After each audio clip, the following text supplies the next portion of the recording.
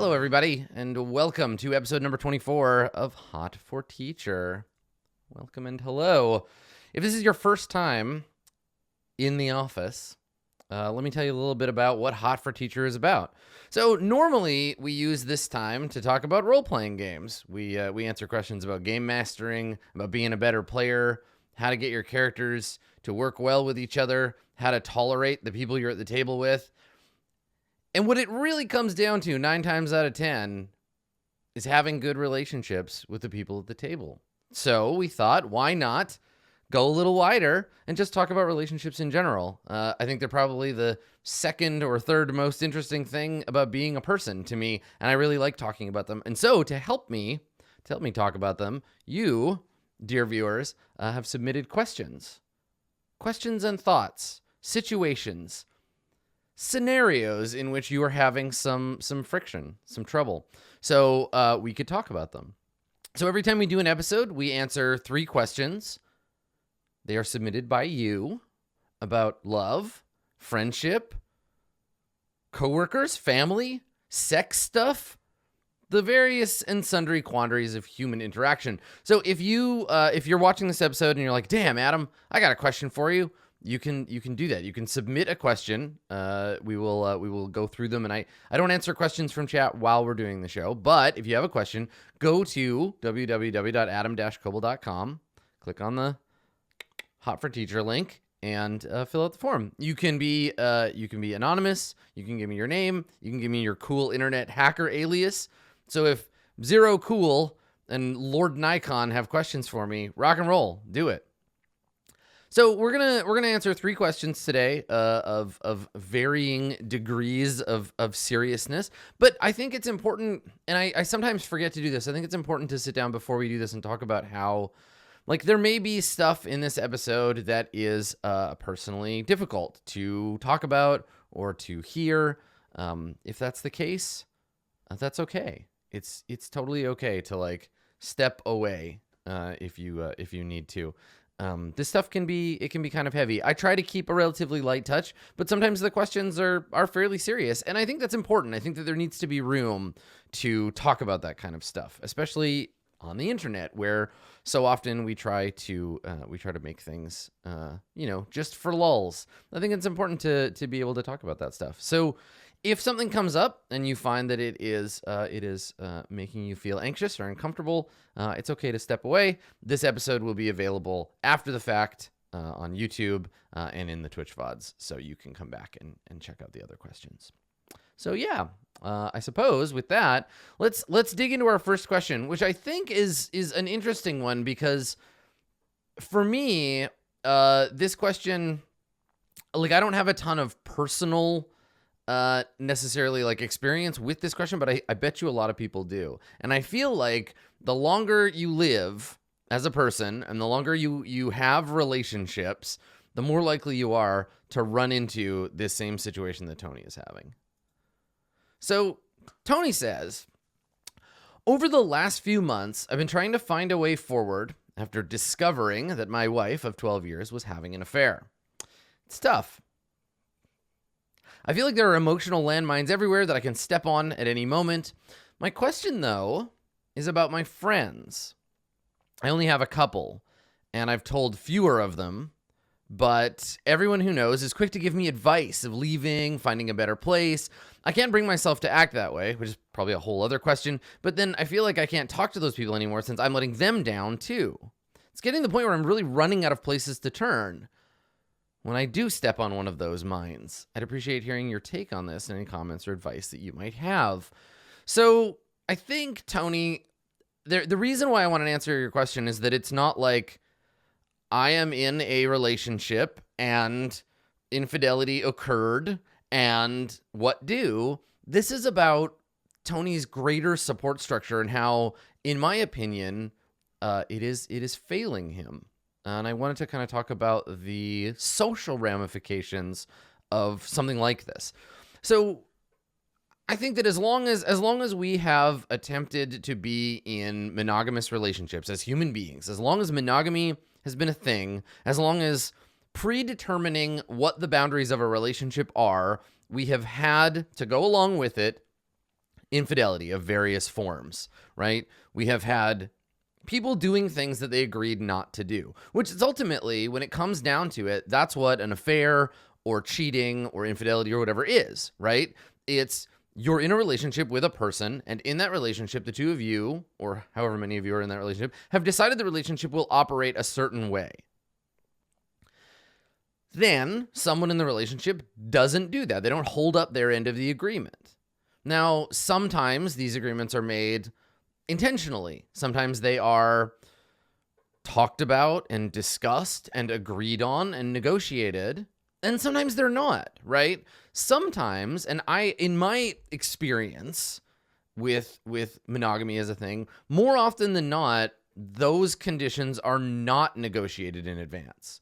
We end up in this position where it's just assumed that if you are in a relationship with someone, you will not, flirt with or do sex stuff with or get into a deep emotional relationship with anybody else, right? There is this kind of societally imposed thing that we never, in a lot of cases, never really talk about. It's just assumed, which can lead to a lot of like weird, uncomfortable stuff. Now, we don't know kind of what this looks like for Tony, and it's sort of not the point, right?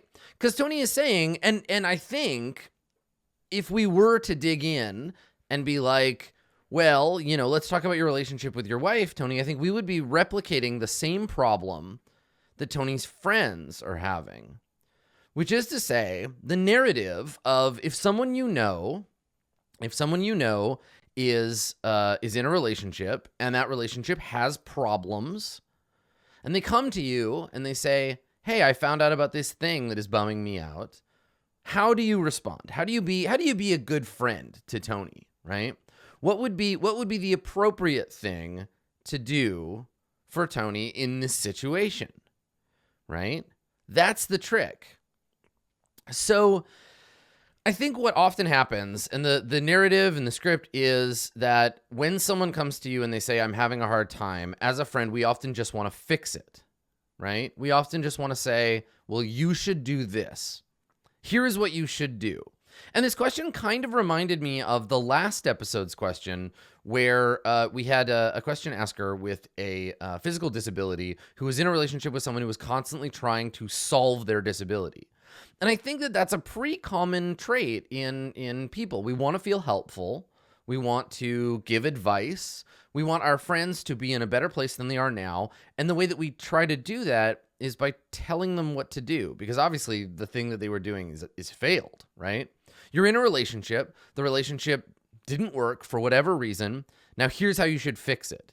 And I think that this is a very gendered experience, or has been in my experience at least, where I think that the advice that is given to men in this situation can be different than the experience that women would have in the same situation, right? I would say that it seems to me that for the most part, men are expected to disregard their current partner, right? Like, well, throw her in a fire. Now you're free, right? It's returned to this kind of like masculine, like just move on and go and like, sow your wild oats. You're free of this prison of 12 years, which obviously Tony is not likely to feel that way, right? What Tony probably needs, and I would say the base default thing to be a good friend to a person in Tony's situation is just to listen, right? Like, because even just looking at the way Tony phrased this, I feel like I can't talk to those people. I feel like I'm letting them down. I have told a couple, but everyone is quick to give me advice. And I think, Tony, that what you can do first and foremost is recognize that your process, your healing and recovery process from the emotional situation in which you are currently embroiled, you need to be heard, right? Tony needs to be heard here. And it's okay to feel whatever it is you're feeling, and it's okay to find your own way through this. People will want to tell you what to do, and that's a mistake on their part unless you ask them, like, what do you think I should do? And I think this is something that we can all kind of take away, that if someone is expressing something negative in their life, if they're telling you they're having a hard time, if they're explaining something bad that happened to them, do not jump forward with a solution unless you are asked for a solution, right?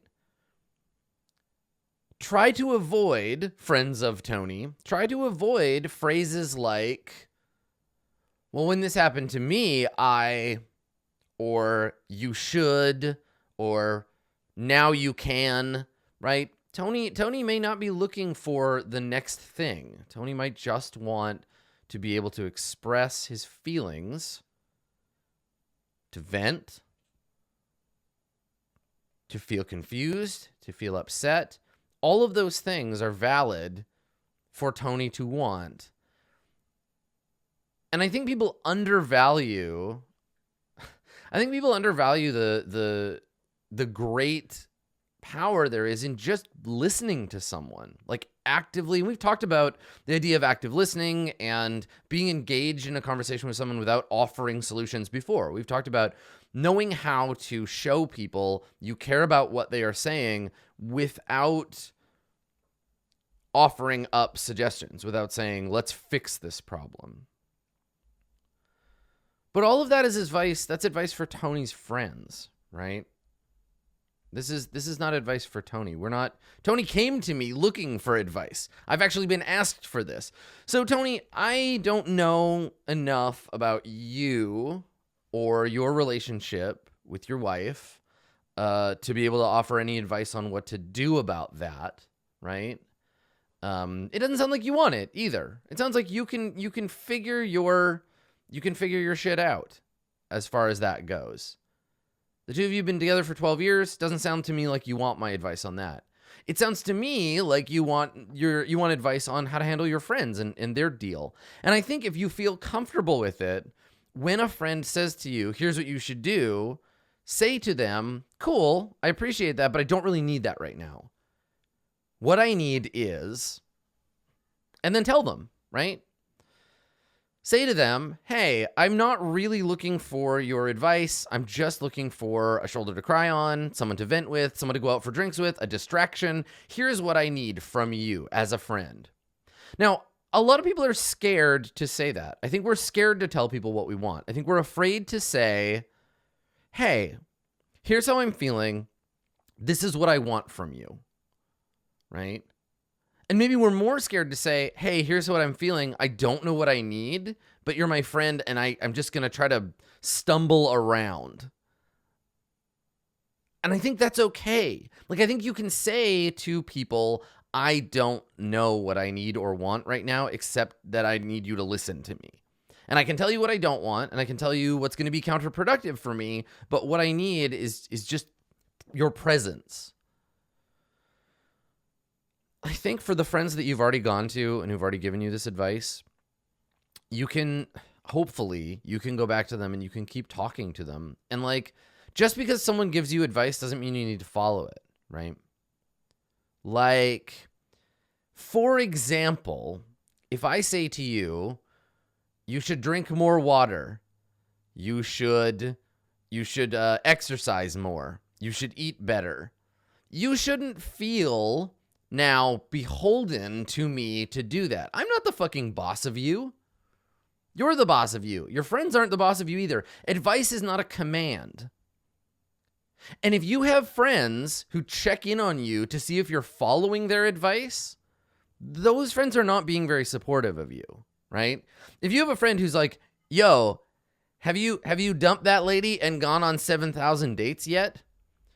Yo, how many one-night stands have you had? That'll make you feel better. Oh, you haven't had any? I'm disappointed in you. That's not a good friend. That's someone who's trying to run your life for you. I think the thing about giving people advice is having to be willing to accept that they might not take it, right? To just say, here is what I think I would do if I was in your position. If that's helpful, do it. If it's not helpful, like, my advice doesn't matter. Ignore what I said. So here's the thing about advice, Tony.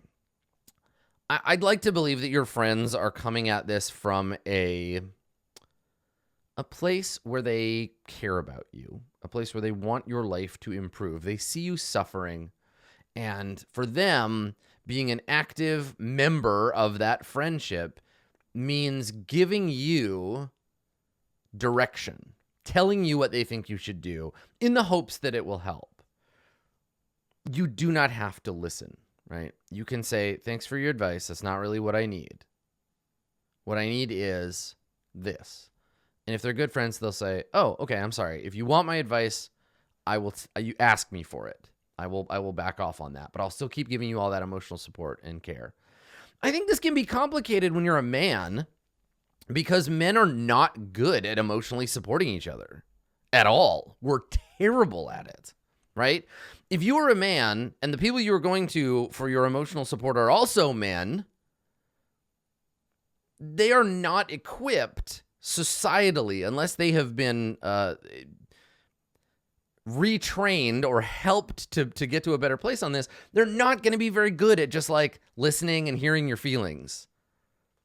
It's absolutely a gendered experience. We do not get equipped with those tools, which is why so often what ends up happening is that we turn to the women in our lives and just like dump this emotional stuff on them, right? Where we're like, I'm having a feeling. Well, you know, my friends who are women will understand feelings, because women understand feelings. That if I need advice on how to fix a house, I'll like get a man friend to fix it. It's this whole complicated fucking messy thing that completely disregards anybody's ability to just like be a person above and beyond the things that we've been kind of gender expected to think and feel. So if you are trying to have this experience with your friends who are men, that can be tricky too, right? They're socialized to try to fix your problems for you, right? They're going to look at you, and this is a blanket statement about like people who are raised as men, not about your specific men friends, but they're going to tend to want to try to fix things. That's a thing. I'm still really bad about it too, right? So I guess acknowledging that, and it all kind of like goes back to asking for what we need, right? Telling people this is what I need, or expressing uncertainty, expressing that we do not know what it is that we need, and being comfortable with that. It's really hard because right now you're, I imagine, in a position of like fairly deep vulnerability, right? You've got this traumatic experience of what you expected to be a solid set of rules in your relationship being violated, this deep anchored relationship, right? This core relationship in your life now has a bunch of holes in it that you did not know were there before. You're feeling a bit like the world has been turned on its side and you need some stable stuff. You don't need a fix. Like you say, you're standing in a field and you don't know where the landmines are. This is a pretty normal feeling, and that's totally okay. Now, I'm going to suggest, as sort of my last piece of advice here for Tony, I'm going to suggest the same goddamn thing I always suggest to everybody. Yes, it is cool to be able to go to your friends for emotional support. Yes, it is nice to have a support network of friends and family and people who care about you that you can go to. That is all true. However, go see a therapist. Just go do that. Find a counselor, find a therapist, pay them to help you through this. You have experienced trauma. You are experiencing trauma. You are having a hard time emotionally. Go and see a therapist. You can pay them. They are professionals, and they will help you get through this.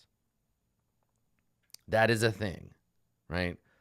And this is me coming from a place of years and years of dealing with complicated feelings about relationships, about my own queer identity, my relationship with monogamy, my relationship with all kinds of stuff. And honestly, I have been helped through some like pretty serious like breakup feelings by paying a therapist to help me with that. Turns out, if you can find the right person, they're very good at their job, and they can help you. and they will listen, and they will help you get what you want, and they will help make the most of your other relationships in your life too. So yeah, I know that it's a privileged suggestion in the sense that you may not live in a place that affordable mental health care is a thing, but reach out. There are places where you can get help with that. There are sliding scale therapists. There are people who are able to help you at a variable cost. So that's a thing. Please, like, this is true for everybody. And I think as a people, as humans, something that I think is really valuable is learning how to express care without trying to solve someone's problems. Being able to hear someone out when they say, I'm having a rough time in my life, things feel bad. And to say with caring, like, that's a big mood. I hear you. That sucks. That sounds really bad. And it's not dismissive, right? It's engaging. There is a form of engagement saying, I hear you. This is a space where you can talk about that. Thank you for sharing with me. This fucking sucks. And I hope that it gets better for you. And if you want my advice, I'm willing to give it, and I want to help you. Here are the ways I am available to help you, right? I'm not saying that you can't help your friends by, like, suggesting solutions to their problems. Just, like, let them ask for you, right? Let them ask for that help. Don't jump in first thing. And I think this is something we can all practice. For Tony's sake and for the sake of being better friends to the people in our lives, ask for what you need. Try to do that. Ask somebody for something today. If you need something and you need someone's help with it, or you just want someone to listen, try it. Just try that today. Find someone in your life that you can ask for something and do it, right? And by the same extension, try to offer support. The next time someone needs your help, try to offer support without offering a solution, right? Listen for what they're asking for. Listen for the real question. Don't just jump forward with a solution. Try that. Maybe you'll have an opportunity. It's nice. It's nice to feel helpful. And I think it is something we can practice. Yeah.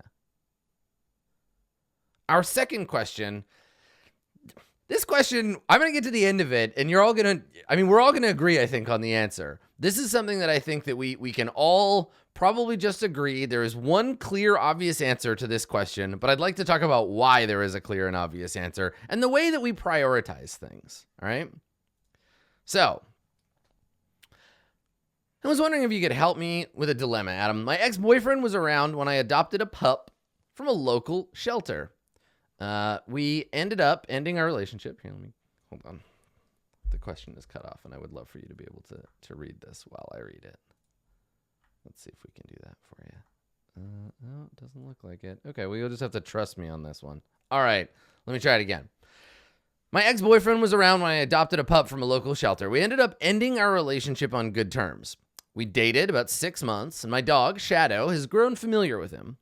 Since we've broken up, my ex has moved out, but still comes over to spend time with Shadow and myself at least twice a month, takes Shadow for a weekend, or whenever we have board game night with our mutual friend group.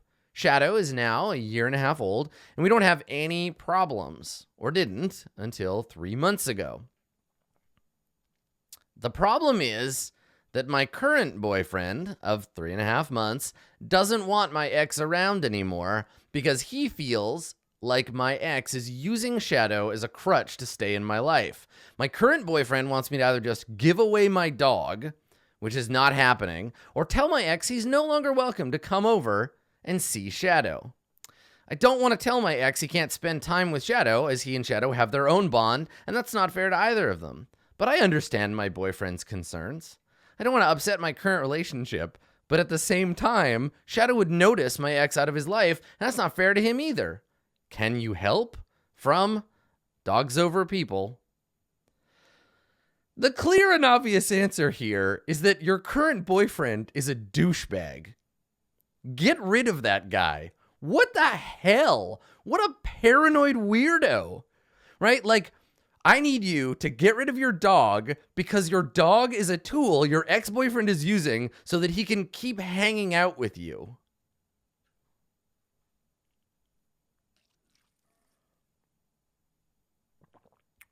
What the hell? Like, what? So, right, it's just fair. It wasn't the only option. The other option is tell your boyfriend, your ex-boyfriend, he can't have a relationship with this dog because he feels threatened by it.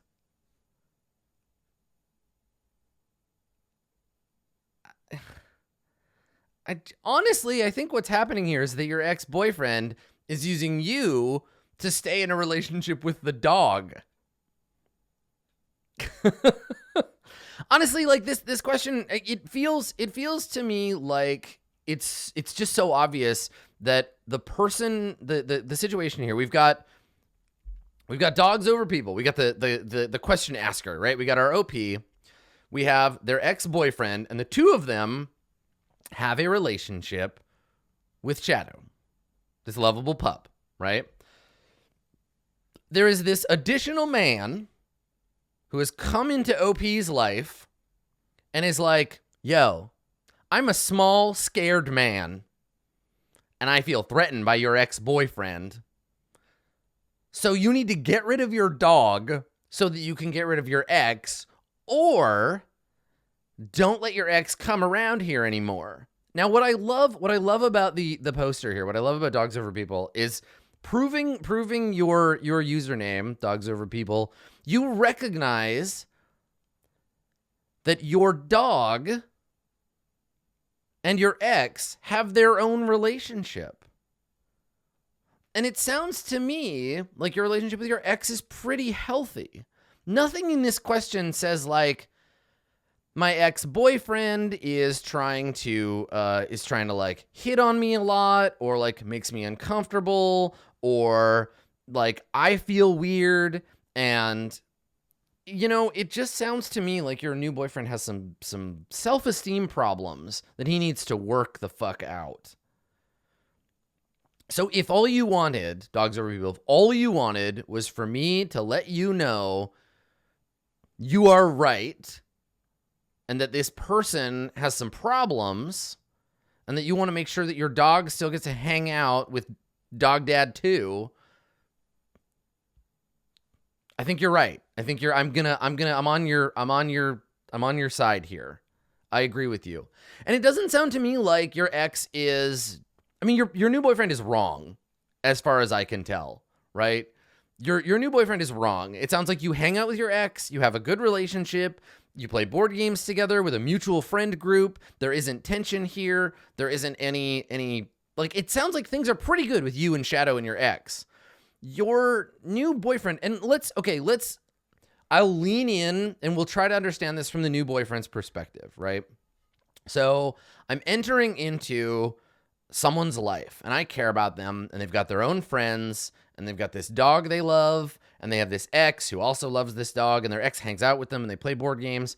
And I'm like new to the situation, and maybe I feel undervalued or threatened or weird, right? Maybe I'm like, maybe this person still loves their ex-boyfriend, right? Maybe the two of them, they still want to be in a relationship together, and this dog is like an excuse for them to hang out. Maybe I feel threatened by that.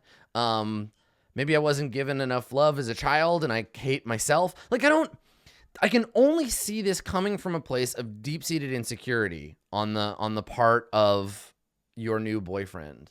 What your new boyfriend really wants isn't to get rid of your ex. It isn't to get rid of the dog. It isn't, honestly, I have to believe that your new boyfriend's goal isn't to dig in there and fuck everything up. I don't think that's what he wants.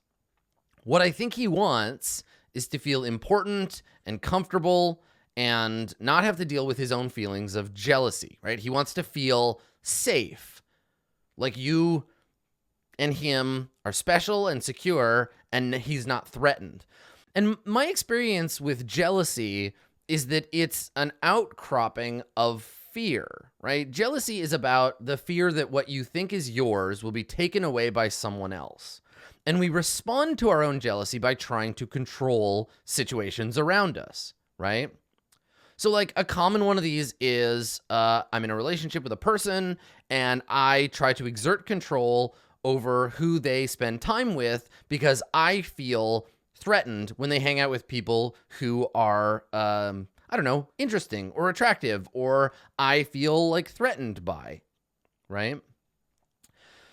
So it all boils back down to your current boyfriend coming to terms with his insecurity, right? He needs to get real with himself and understand, yo, I'm being a douche here. This is a shit solution to the problem. The real problem is I don't feel good about myself. You know, shadow is not the problem. Dogs over people, not the problem. Ex-boyfriend, not the problem. Me and my current insecurities, that's the problem. And this reminds me a lot, and I think in my life the experience I've had with jealousy is around kind of hierarchy in relationships and the idea that people want to be the most important, be the most significant, be the best person in your life. And I think that we have this conflation between best and only, right? You don't have to be the only to be the best. You don't have to be unique to be unique, because you are, no matter what. And I would love to just sit down with your current boyfriend and be like, honey, no one's going to like you if you don't love yourself. Like, you got to get good with you. I'm sure you are a cool person, but like this controlling behavior of yours, that's not cool. You are fucking this up. You could have a great relationship with the OP and with their cool dog Shadow. Maybe you and the ex could be friends. I see a great relationship here that surrounds this beautiful dog, right? We could all just learn to be like Shadow. Shadow loves everybody. Shadow is not having issues with the dog's self-confidence, right? Let's all just take a page from Shadow's playbook. Shadow wants to live happily with everybody.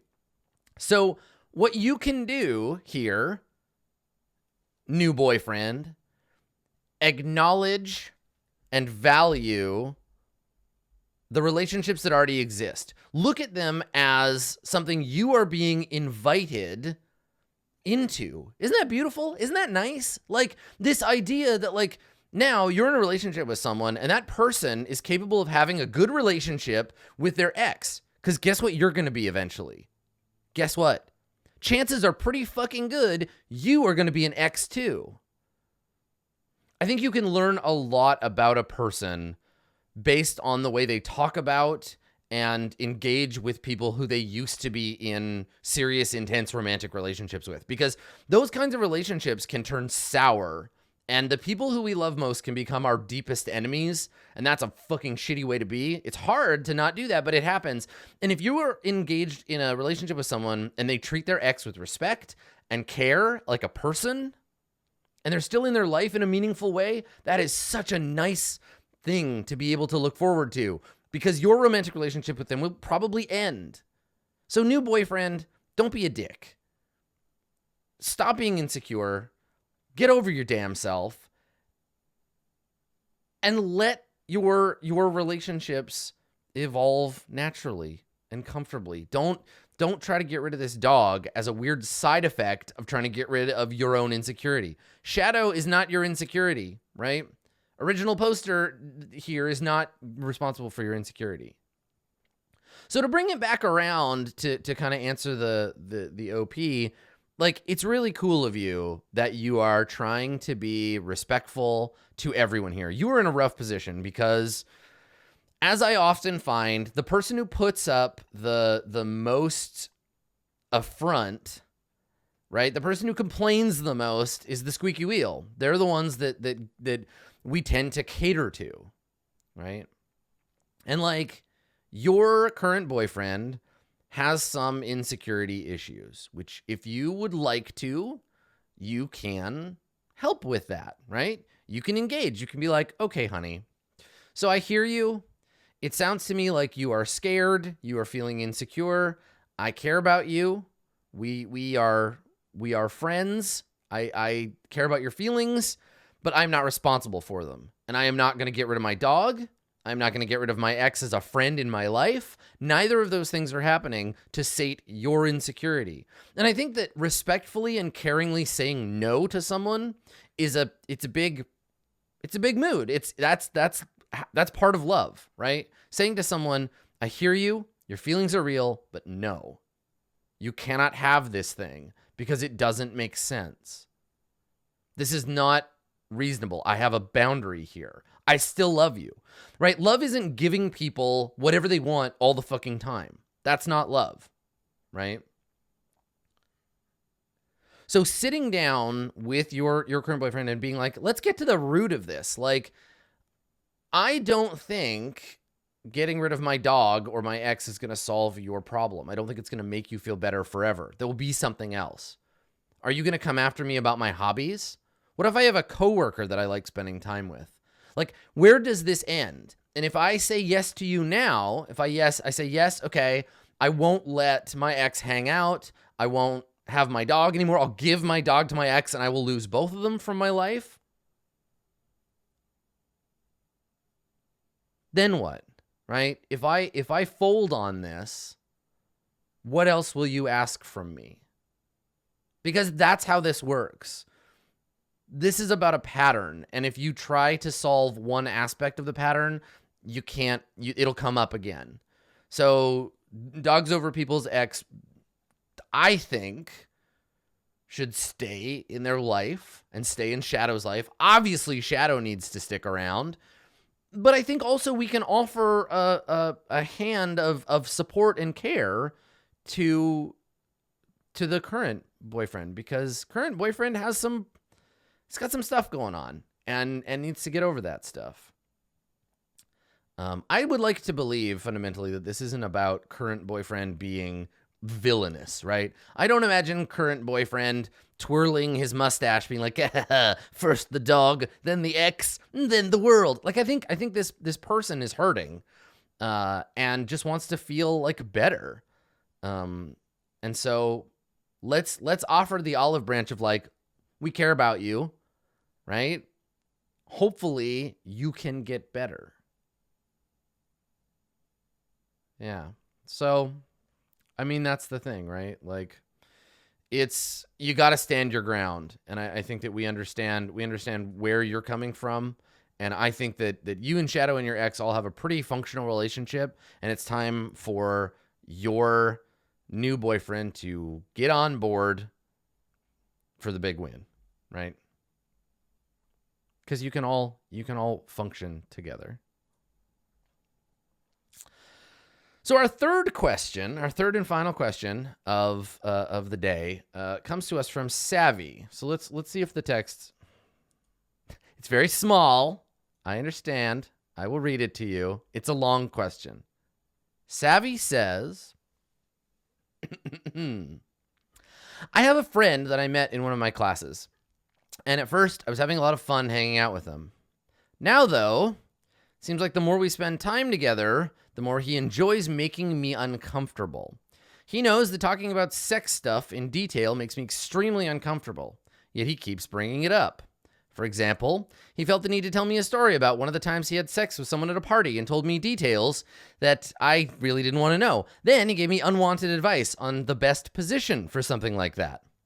I let him know it made me uncomfortable to talk about it, and he seemingly understood at first, but now I'll say something that has nothing to do with sex, and he'll immediately turn it into something sexual.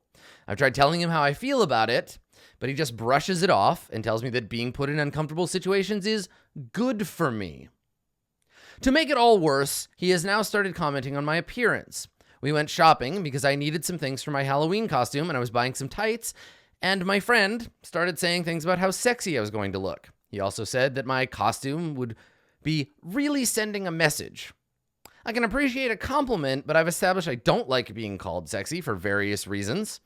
I'm supposed to go to a Halloween event with him and some other friends from the class we share, but now I'm nervous he's going to say some more uncomfortable comments about what I'm wearing and how I look. I'm not really sure what to do at this point because I've already tried talking to him about it and he dismissed me.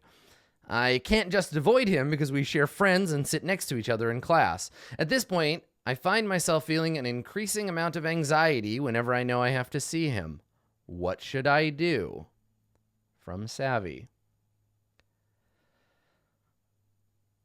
I think, and watching chat has the right of it. Set him on fire. Set this man on fire. You need to throw the whole man away.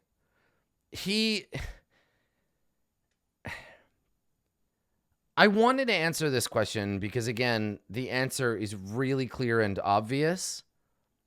But this is like massive, massive red flags.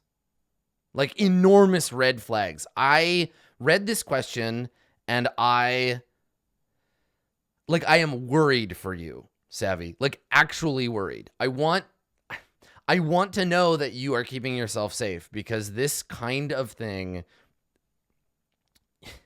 this person, you keep calling them your friend. This person is not your friend. You owe them nothing. You have established boundaries. And he said being put in uncomfortable situations is good for you. He constantly objectifies you, refuses to listen when you tell him to stop. Not your friend, not anyone's friend. This is a bad person, right? I don't know why they are like this. I don't know what their fucking damage is, but this person needs to back the fuck off and not talk to you like this. And I'm scared that if you continue to spend time around this person, he will start thinking that, I don't know, being touched without your permission is good for you, right?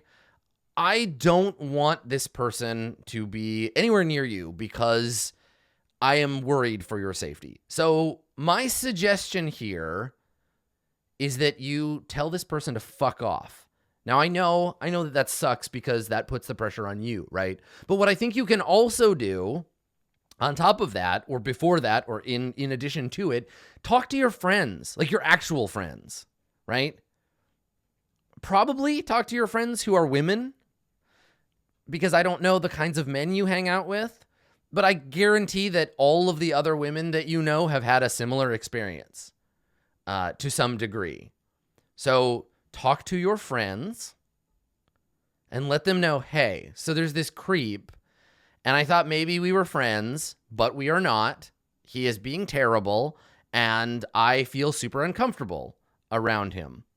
So get from your friends, get support, right? Talk to your friends, let them know this is making you uncomfortable, and get their support in getting this person out of your life. Because I absolutely think, and this is a fucked up thing to have to tell you, but I think that it could be dangerous for you. It could be dangerous for you to straight up just tell him alone, like, leave me alone. This person feels dangerous, and I want you to have support. I want there to be other women in your life who can back you up on this. Because my worry is that this trash person is only a little bit away from taking some kind of like very serious, like dangerous action towards you, especially if you tell him to back off. So if you tell him to back off, if you confront this person, do not do it alone, right? Do it somewhere where you are among witnesses, right? Do it with a friend backing you up, right? Don't sit next to them anymore, right? Have your seat moved. Talk to your teacher, right? Make this an affair of public import, right? Now, I don't mean go on Twitter and blast this dude. I don't mean like, post on your school's meeting, reports board like this person is garbage, but talk to your friends, get community support. This person is not a good person, and deal with that, right? And have support in it. And I know that that's really scary. Like, I really, really understand that that is like a terrifying thing, right? It's a scary thing to confront someone who is being a creep, right? And what I think is happening, and I think this is interesting, is that there are people who are saying like, oh, like this guy is a creep, but let's not jump to conclusions. Let's not judge him.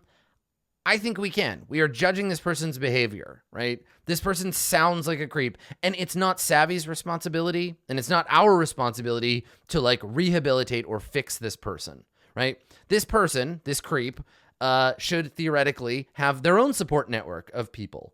It is their responsibility to be a better person, right?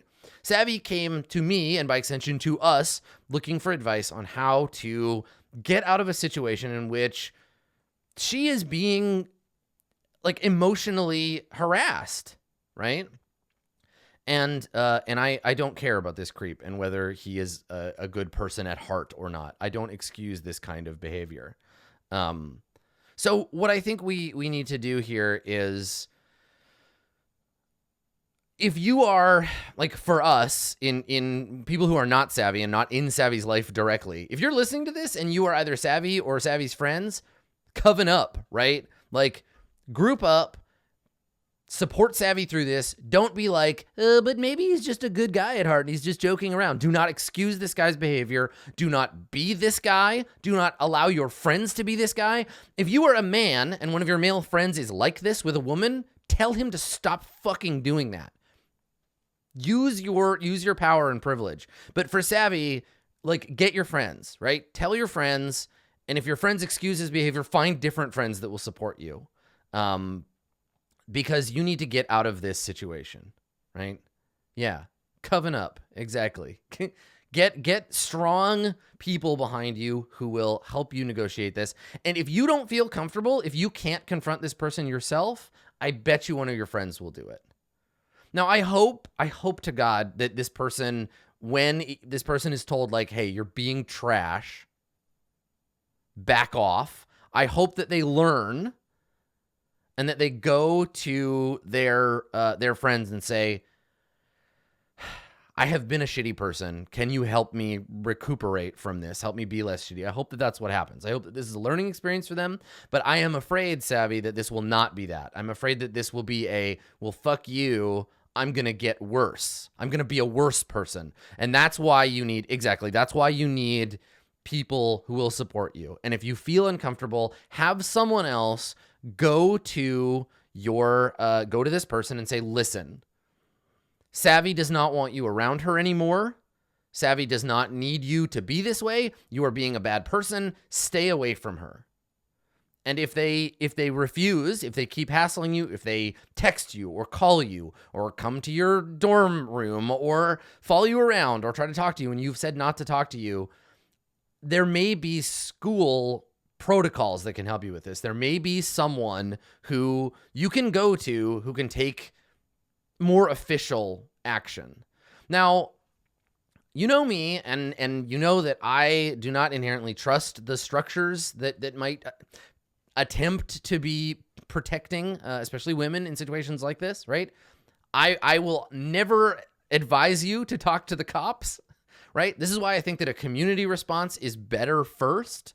But if that doesn't work, sometimes we do need to use the structures of power. But keep in mind that those structures are built in part by people like him, and that they may not protect you in the way that you need to be protected. So I think that there is a two-pronged approach here, right? There needs to be you and your coven, and there you can also approach this other structure. But if the long history of women expressing fear at being abused and harassed is anything to go by, there may be a chance that these structures in place do not help. That they will say to you, well, he hasn't done anything yet, which is not true. He has. Don't let them tell you that you should just toughen up. Boys will be boys. That is not the case. This person is doing bad things, and I don't want you to be in a worse position than you are now. I think this is the worst that I can possibly imagine it being for you, and I need you to get out of this situation now. Which is tough, right? This is the thing is, I'm at a remove. I would love to personally be able to intervene, but all I can say is that, Savvy, I hope you are okay. And that I hope that your friends are supporting you. And I hope that you have spoken to other people who are not just me about this. And if you haven't, please, please, please, please do. Like, talk to your other friends. Talk to the friends that actually care about and listen to you, and have them help you through this. Do not try to deal with this alone. Please. Please. You deserve better than this. This person is not your friend. Okay? They're just not. Like, that's it. Get support. Get help. Have your friends back you up. This is a good first step. You and I are talking about this, right? But I hope that, if nothing else, that I can just reassure you that you are not you're not wrong here. He is. And for anybody else who is watching and listening to this, if you see this happening, say something. Do something. Support your friends. We all have to back each other up and protect each other. That's how communities work. That's how we survive. Heavy one to end on, I know, but so important. So important, right? Like, this idea that we are beholden not only to people like Savvy and to protecting people who are being abused and harassed, but that we are beholden to each other, that we have a responsibility to prevent behavior like this from ever happening in the first place, for calling it out, for recognizing that it's happening. Like, the people here that have a responsibility aren't just Savvy's friends, and they're not just Creeper. They're the people who Creeper considers friends, right? The people, like, if you see the people in your life behaving this way, it is your responsibility to them and to everyone that interacts with them to step in and to say something. And this is a thing that I talk about a lot, I think, in terms of, like, if you have the privilege that this kind of thing is not worrisome for you, that you are not in a position where someone like this is bothering you directly, right? You need to step in and say something. If you see people being shitty to each other, be responsible. Do not wave it off. Do not let it go. I have moments in my life where I have not acted, where I have seen people being shitty, and I haven't said or done anything. And I know that it's complicated, and I know that, but there are moments that I definitely regret. I wish that I had said something, and I don't want to feel that. And I don't think you do either. So, we have to acknowledge that being a person and doing the right thing is a challenge. It is hard. It is not something that comes easily and readily. Protecting ourselves is the first and foremost thing that we want to do, and we don't want to take risks. And that's hard. So if you don't do it perfectly, fine, but, like, keep trying. And I will too, And hopefully that's something that this episode and this show in general can help you do, to get a better idea of what other people's experiences are like.